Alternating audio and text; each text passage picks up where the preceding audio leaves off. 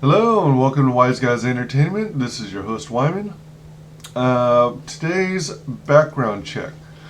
Background check, just so you know, is your opportunity to get a glimpse into just how I got sucked into a particular type of fandom, whether it be movies, music, comics, cartoons, toys, and franchises. Today we're going to discuss comic books. I actually started in comic books, well, man, did it again. My nose keeps getting itchy.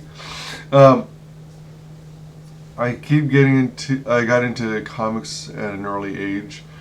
Um, I can't remember precisely when I got into comics, but it was probably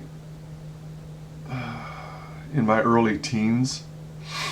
And so I grew up in the era where comics were more lighthearted and it didn't take themselves too seriously. It was all about fantasy and having an escape from the real world, uh,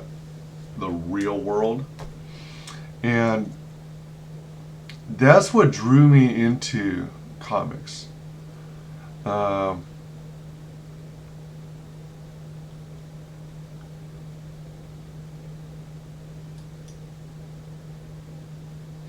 yeah, I started collecting comics uh, pretty soon after the introduction of them, at least in my life. Introduction in my life, and I would collect. Well, by that time, comics like for Batman or Green Lantern, the X-Men, they were somewhere in the hundreds or the 200 issue numbers. So I didn't collect a whole lot of those. Oh, and Fantastic Four. I liked all those titles. Oh, and Spider-Man and Superman and Wonder Woman. I liked all those titles, but it for me it was hard for me to actually get into collecting them because I figured I'm so far behind in those titles that um, it's like, what's the point? So I started collecting those that didn't hadn't gotten very far yet. I think one of them might have been New Avengers and the West Coast Avengers. Um, I also collected from the beginning the Transformers. Well, actually, I picked up like Transformers issue number 2, and then I later had to buy issue number 1 once I found it available for a price I could afford. Um, I'm trying to remember if started collecting G.I. Joe at issue number 1. Can't remember now. I think I started G.I. Joe around issue 13. But I like the ones that had good artwork, but that also didn't take themselves too seriously. And I got to a point in my collecting in which I collected I think they're called long boxes. You got the short boxes that are like 2 or 3 feet long, and then you've got others that are about 5 feet long. They're the white rectangular boxes with the lids, and then they've got holes in the ends to use as handles to carry them around. And then you've got I would collect the plastic bags, and the backing boards to try and keep the comics in good condition. And I even for a while started collecting some of the magazines. Uh, I would I would collect Wizard magazine,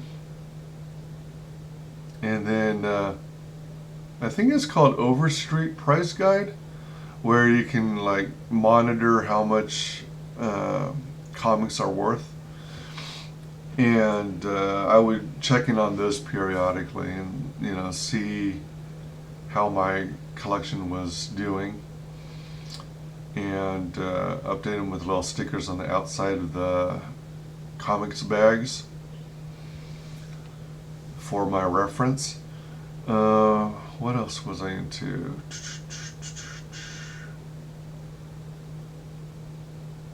I was actually into some of the Silver Surfer stuff.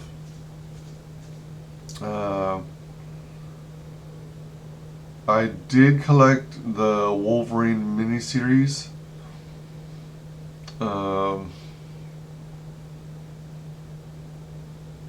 Oddly enough, I wasn't all that big a fan of the Image Comics titles.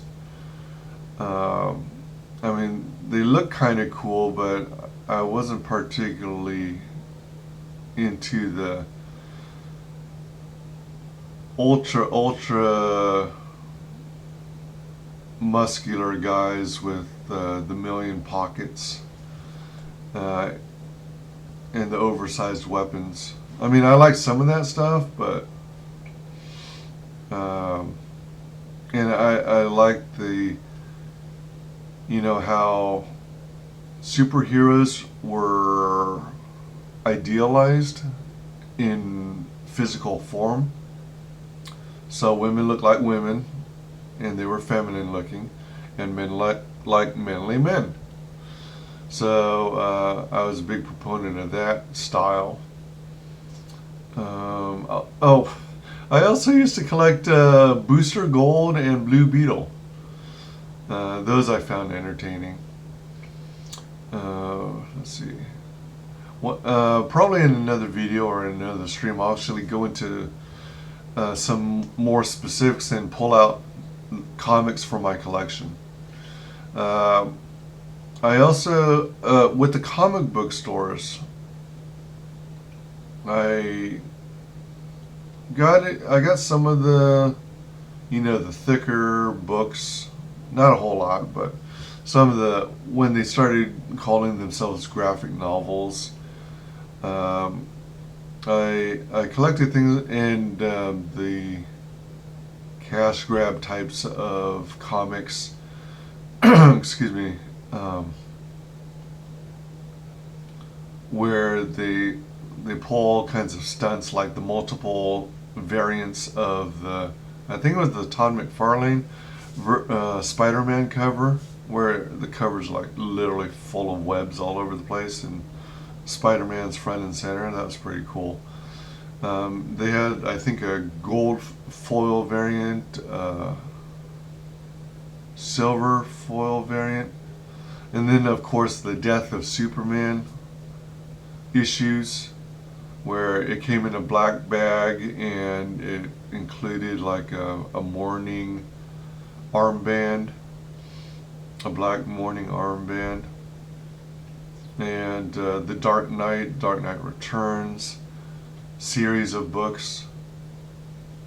I don't think I collected Batman Year One.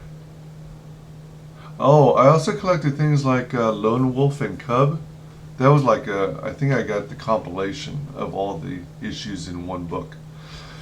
And that reminds me, I got into Teenage Mutant Ninja Turtles. So they started out as black and white, like, magazines, and they eventually changed into what we refer today as, you know, the comic floppies. So instead of being magazine size, they're comic size now. But I had some, I think like 5 or 8 of those magazine sized ones. They were pretty cool.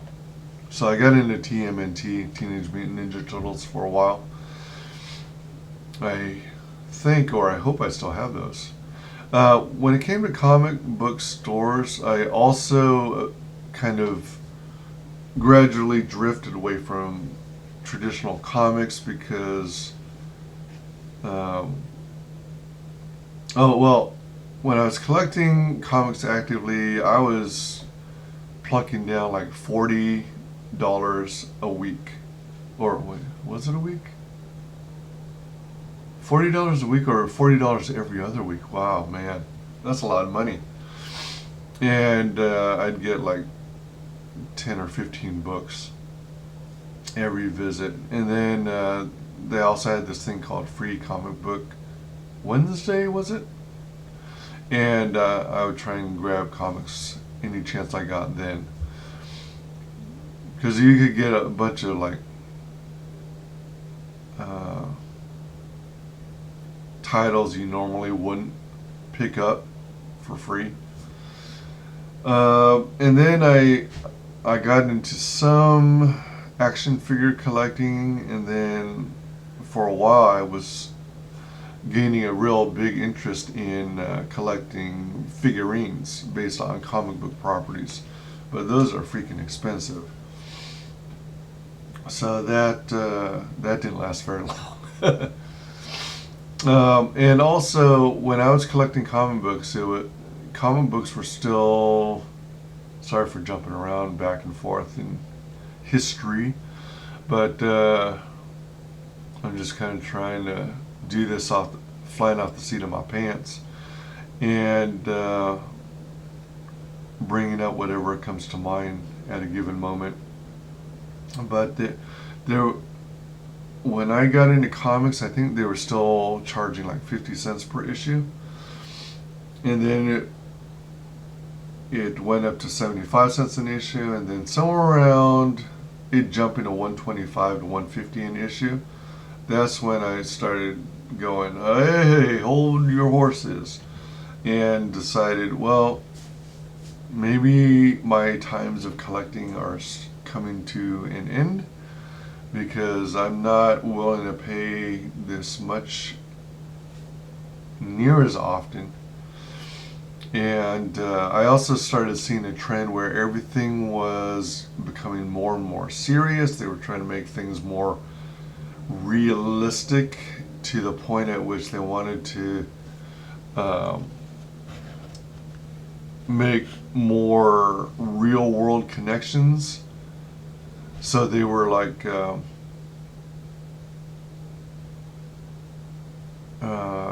doing tie-ins to like current presidents,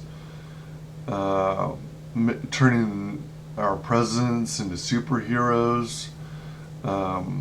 There was a period where 9/11 happened, and they were trying to have all the superheroes in Marvel and all the superheroes in DC react to 9/11 happening. And I had mixed feelings about whether they should go there, but I started missing more and more the sense of fantasy and being an outlet or an escape from reality, real life, real world stuff. And I always viewed my entertainment as escapism, and I'm still big on that. I don't like things correlating too much with the real world. I mean, you can have references to it, but if it's like trying to push an agenda, you lose me. So, yeah. And nowadays, well, I guess you could say maybe about 20, maybe as much as 30, well, about 20, 25 years ago, I guess, is when I officially stopped collecting comics. And I haven't been to a comic store since. Well, actually, I went to a comics book convention when I got a chance to travel and stay in Long Island, New York for a few weeks, and it just so happened there was a comic book convention, so I checked that out. It was a blast. I still enjoy going to conventions, but I just hadn't been to one in ages. And I did pick up a few comics at that convention, but it's not enough for me to get back into comic collecting, or at least from the whole DC and Marvel uh, companies. The content that's coming out of them nowadays seems to be getting worse and worse in quality, and they're trying to push agenda too hard. So they've lost me as a customer, possibly permanently, unless they make some major changes. So now what I'm doing now to satisfy my comics fix is Indiegogo campaigns. There's a movement called Comicsgate that turned a negative into a positive. It's like a literal turning a frown upside down movement. And what we consider Comicsgate nowadays is turning out some awesome content and awesome quality. I'm a huge fan of the artwork, the quality of artwork, and I am now becoming a backer of some of these Indiegogo campaigns. Yeah. So it's sucked me back into comics again, which I appreciate. So that's it for today's background check. Again, today's topic was comic books. Thanks very much for hanging out with me. Please like, comment, and subscribe. And when you subscribe, check the bell notification, and select all notifications so you get notified whenever I have something for you. And yeah, dude, cool. I'll catch you next time. Bye.